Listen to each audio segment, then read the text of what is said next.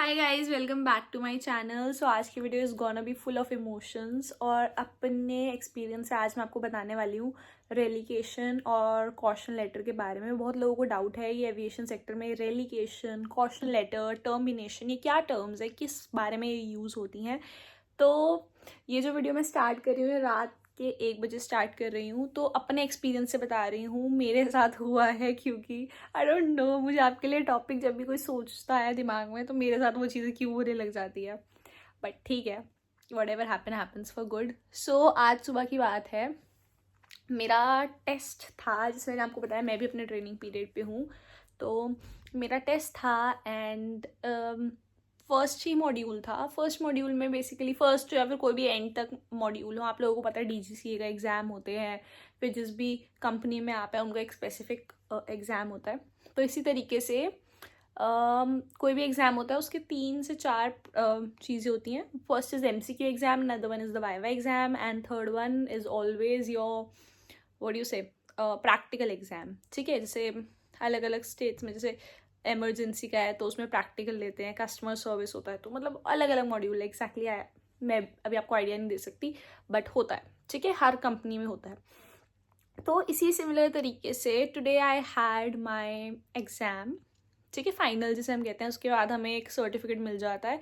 आपके 7 से 8 मॉड्यूल्स होते हैं, हर कंपनी का अलग अलग सिस्टम है।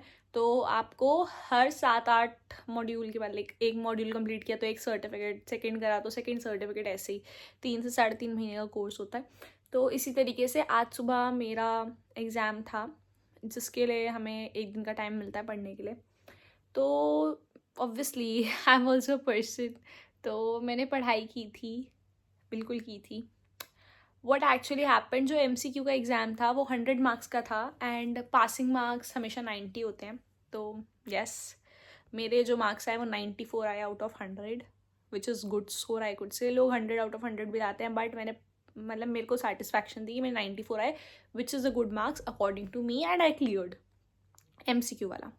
When it comes to viva वाला exam, VIVA viva, so in that case जब आपसे ट्रेनर खुद क्वेश्चन पूछते हैं, जो MCQ होता है वो आपका, डोंट थिंक MCQ है तो ईजी होगा। जो उसके अंदर ऑप्शन होते हैं वो बहुत कंफ्यूजिंग होते हैं। याद रखना हमेशा मेरी बात, जब तक आपको एक एक पॉइंट क्लियर नहीं होगा तब तक आप MCQ अटैम्प्ट नहीं कर सकते। मैं इसलिए नहीं कह रही हूँ कि मैंने उसको क्लियर करा है, बट मैं ये सच बात बता रही हूँ आपको, यही होता है। उसके बाद when it comes to my viva exam, तो जहाँ पर वाइवा उन्होंने लेना था ट्रेनर ने, हम वहाँ पे गए। हाँ, तो जो वाइवा का एग्ज़ाम था वो मेरा क्लियर नहीं हुआ। मुझे खुद भी नहीं पता मेरे साथ अंदर जाके क्या हुआ। Like I was going through some personal thing in my mind. Like होता ना, एक बार आप सुबह से ही तंग हो किसी चीज़ को लेके, you can't share it with any one, आप किसी को बता नहीं पा रहे हो। तो मेरे साथ वही चीज़ थी। I was thinking constantly something, like मेरे माइंड में वो चीज़ें चल रही थी।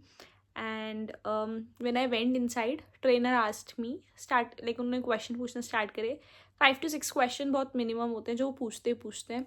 5 to 6 में से I was only able to answer 1 or 2। मुझे आते थे।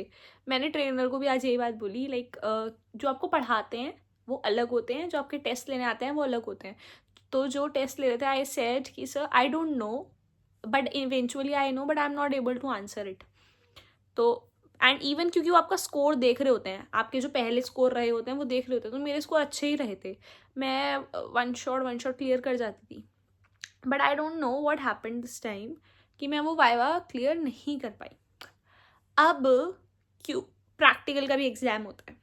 प्रैक्टिकल जो था वो मैंने क्लियर कर दिया था, जो भी उन्होंने मुझसे पूछा प्रैक्टिकल मैंने क्लियर कर दिया था। तो out of 3 I clear 2 rounds. ठीक है, तो मैंने वो क्लियर कर दिए। अब तो मुझे कॉशन लेटर नहीं मिला। अब कॉशन लेटर क्या होता है, हर कंपनी में ये रूल है, 3 महीने की ट्रेनिंग में आपको 3 कॉशन लेटर मिलेंगे, मतलब एक तरीके से 3 चांसेस मिलेंगे।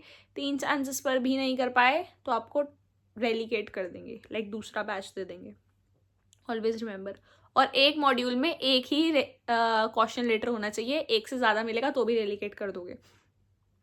देखो यार, मैं ये कहूँगी अपने एक्सपीरियंस से, जब आज मेरे साथ ये हुआ मुझे बहुत बुरा लगा, क्योंकि शायद मेरे दिमाग में मुझे एक टॉपिक चल रहा था, whatever it was, I can't share it right now, but because that was going into my mind, I was so disturb. ये देख रहे हो pimples, this is somewhere the person is taking stress. Makeup की वजह से तो होता ही है, बट कहीं ना कहीं it's like when a person is taking, literally stress होता है जब एक इंसान को. तो that's what I am saying, हो रहा है, बहुत चीज़ों को लेके है, ठीक है. बट ठीक है, इट्स फाइन. मेरे बैच में आज 4 से 5 लड़कियों को क्वेश्चन लेटर भी मिला. क्वेश्चन लेटर उन लोगों को इसलिए मिला क्योंकि वो MCQ भी क्लियर नहीं कर पाए. एंड वो आपको हर बेसिस पे जज करते हैं. आपके पहले वाले एग्जाम्स जो थे, मेन तो यही वाला होता है, आज के बेसिस पे जजमेंट होती है. But yes, like a lot of people were, जब मैं बाहर निकली वाइवा देखे, तो दे वर लाइक यार तू रह गई, तेरे से वो नहीं था. बट आई वॉज लाइक, मुझे पता था क्योंकि मेरे back end of the mind में बहुत चीज़ें चल रही थी. एंड मैं ये नहीं कहूँगी सिर्फ उसी वजह से, मैं रात को इवेंचुअली पढ़ भी नहीं पाई थी. MCQ मेरा इसलिए हो गया बिकॉज जो मैं क्लास में सुनती थी उस वजह से मेरे को इवेंचुअली वो चीज़ हो गई.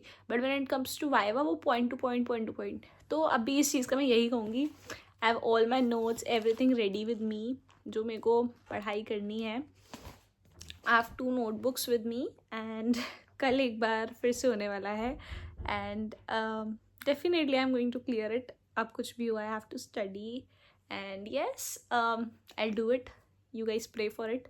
And one more topic that I want to tell you about, relegation. relegation का मतलब ये होता है कि जैसे अगर आप फॉर एग्जाम्पल, मैं एक एग्जाम्पल दे रही हूँ, आज आपको बैच मिला 48 नंबर, बैच नंबर 48 है आपका, और आपका रेलिगेशन हो गया किसी इमरजेंसी के मॉड्यूल में, तो आपको दूसरा बैच मिलेगा, वो भी रेलिगेटेड बैच ही होगा. मतलब वो बैच उन्हीं लोगों का बनेगा जो खुद सब रेलिगेट होकर आए. आपको कोई फ्रेश बैच में नहीं डालेंगे वो लोग. एक ऐसा बैच बनेगा जिसमें सब में इमरजेंसी. तो देखो यार, मैं कहूँगी रेलिगेशन तक मत पहुँचो. Relegation is a big risk, ठीक है. और मतलब यू डू योर बेस्ट. उसके बाद जो होना है वो होना ही है. No one can stop it. So do not worry, trust me.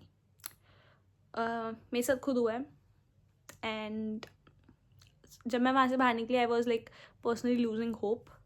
But मेरे को कहीं ना कहीं ये था कि मैंने पढ़ाई की थी, MCQ वगैरह की, जो भी मैंने थोड़ी बहुत पढ़ाई करी, मैं उससे बहुत अच्छे मार्क्स ले आई, 94, which is according to me a good marks.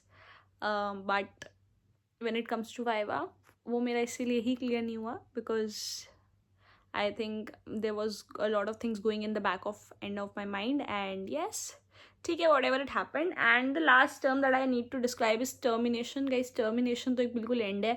अगर आपको किसी भी कंपनी से टर्मिनेशन मिलता है, टर्मिनेशन लेटर, तो आप ऐसे समझ लो कि आपका एविएशन सेक्टर में करियर ख़त्म है.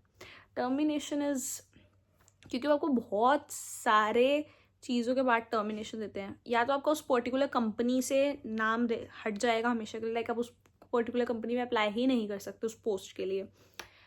एंड कुछ केस ऐसे होते हैं जैसे कोई आपको कोई स्पेसिफिक वजह से दिए गए, जैसे आप एल्कोहलिक या फिर कुछ और भी मतलब चीज़ों में लाइक ऐसे समझ लो कुछ अनलीगल चीज़ करते हुए मिले या फिर एज सच कुछ, तो आपको टर्मिनेशन मिल जाता है.